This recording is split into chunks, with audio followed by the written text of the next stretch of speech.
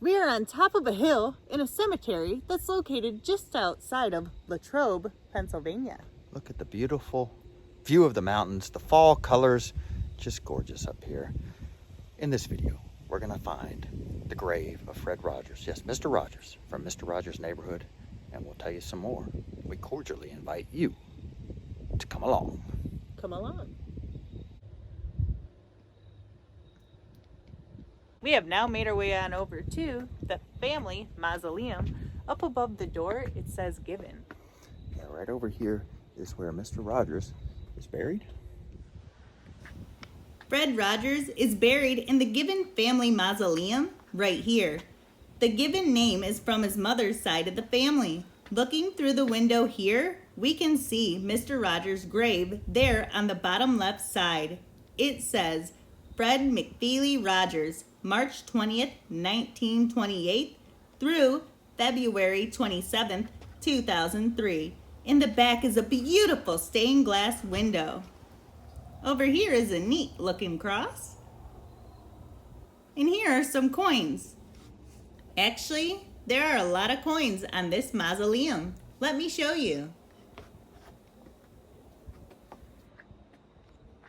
Although Mr. Rogers passed away, he still influences many children and adults today. That's right, there's even a thank you note we want to show you right over here.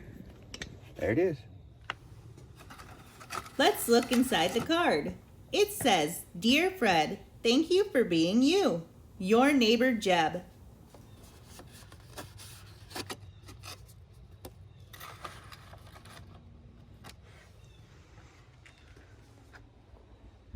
Which we could say thank you to him too. Yes, we can. It was a big part of my childhood when I was growing up. It was one of those shows that my parents loved me watching. They loved my brothers watching it as well. We couldn't watch a whole lot of shows on TV because my parents felt like most of the shows were garbage.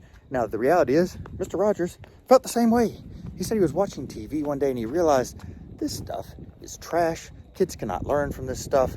And that's why he decided to go and do his own show. He said, I can fix this a little bit. I can give kids something good to watch. And sure enough, he did just that, a program that ran for more than 30 years. He also took on some big issues. He took on things like segregation. For example, in 1969, African Americans still weren't allowed in the same pools in many situations as white people were. So Mr. Rogers had a show that year where he had Officer Clemens, who was a black police officer on the show, come into the set, and he set up a little plastic pool. They both took their shoes and socks off, they rolled up their pants, and they cooled their feet off together. So that was kind of his way of taking on that. There's something else interesting that happened. I read this story the other day that Mr. Rogers had a limo driver driving him to a PBS executive's house, and he found out the limo driver was going to have to sit outside for a couple hours while they enjoyed dinner. So he said, you know what, come on in with us and have dinner with us. Sure enough, the limo driver came in, enjoyed dinner with Mr. Rogers and the PBS executive. Then, as they were going back to Mr. Rogers' house, the limo driver pointed at a house that was his and said, oh, there's my house. And Mr. Rogers says, can I come in and meet your family? Sure enough, he went, met the family, played the piano for them, and they had a great time together. Matter of fact, the limo driver said it was the greatest night of his whole life. So these are the kinds of things that Mr. Rogers would do for people who were around him. Here's a look at the back side of the mausoleum and the beautiful stained glass window we showed you from the other side. People started to be buried here in 1774. However, the chapel started to fall apart.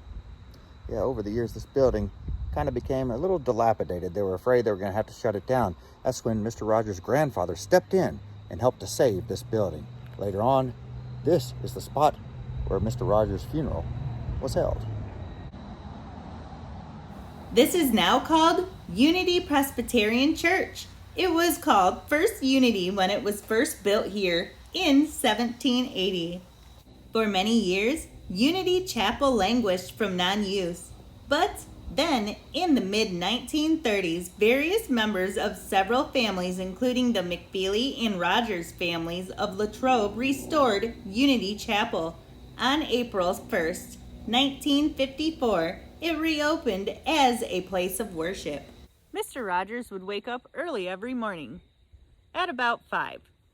The first thing he would do is pray and read the Bible. And before he would start his television show, he would pray, "Let some word that is heard be thine." It's very important to Mr. Rogers that God be part of his life, that God be part of his ministry. He felt like it was his ministry to have this television show for children. He was actually an ordained minister. We got a lot more about that in another video that we'll link below. When you get done watching this one, please head on over and watch that one. We'll take you around his hometown, show you his childhood home, show you some of his schools, show you his church. A lot more information about Mr. Rogers in that video, so be sure to check that one out. For now, y'all be sure to hit the like button, smash the subscribe button, and ring the notification bell so you can come along with us on future adventures. Come along.